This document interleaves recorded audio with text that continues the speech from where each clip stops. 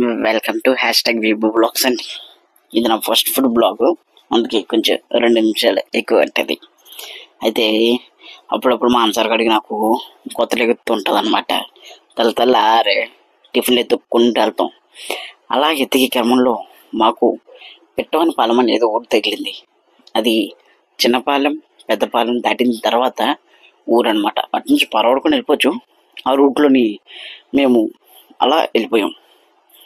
Last time check చేసినప్పుడు వెళ్ళినప్పుడు video తీయలే, అందుకే ఇప్పుడు తీస్తున్నా. యాక్చువల్లీ రూట్ వచ్చేసరికి మనం వైజాగ్ స్టీల్ ప్లాంట్లోంచి లోనికి వెళ్ళిపోతే లెఫ్ట్కి వెళ్ళాం అనుకోండి, గేట్ వస్తుంది కదా, కాదు రైట్కి వెళ్ళిపోండి, ప్రగతి మైదానం వైపు. అక్కడి నుంచి అలా ముందుకు వెళ్ళిపోయాం అనుకోండి, ఆ రోడ్లోకి వెళ్తే మళ్ళీ మైదానం తిరగడానికి రైట్ వస్తుంది కదా, అక్కడ రైట్ తీసుకోవాలి మనం. అక్కడ తిన్నంగా వెళ్ళిపోండి. అయితే డెడ్ ఎండ్లో లెఫ్ట్ వస్తుంది, లెఫ్ట్ తిరిగిపోండి. తిరిగిపోయిన తర్వాత చాలా దూరం వెళ్ళాలి, సాగతీస్తూ ఉండవు ఎందుకు, అందుకే డైరెక్ట్ కట్ చేసి పేస్ట్ చేస్తాను.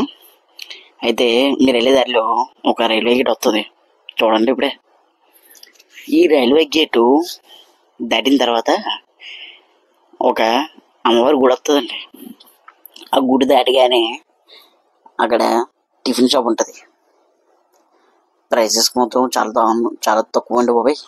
మనకి సీట్లు పోల్చుకుంటే అక్కడ తక్కువే. ఎందుకంటే అమ్మవారు కూడా దాటి చూసారే, దాటి ఓవర్ హెడ్ ట్యాంక్ ఉంటుంది పక్కన. దాటగానే షాప్ కనిపించేద్ది. నీట్గా బండి ఆపుకొని లోనికి వెళ్ళి ప్లేట్ ఇడ్లీ దోశ ఉంటుంది. పూరి అప్పుడప్పుడు వేస్తారండి, ఎప్పుడు పడితే అప్పుడు వేయరు. కానీ దోశ, ప్లేన్ దోశ 15 రూపాయలు మాత్రమే. అయితే నేను మా వాడు కలిపి దాదాపు 80 రూపాయలు కొట్టేసాం. కాబట్టి ఒకసారి ట్రై చేసేయండి. నేను లింక్ అయితే అదే లొకేషను డిస్క్రిప్షన్లో పెడతాను, గమ్మని చూసేయండి, లేదా గమ్మని వెళ్ళి టేస్ట్ చేసేయండి. ఇంతటితో ఈ వీడియో ఎండ్ చేస్తూ సైనింగ్ ఆఫ్ కృష్ణ. మళ్ళీ నెక్స్ట్ వీడియోలో కలుద్దాము.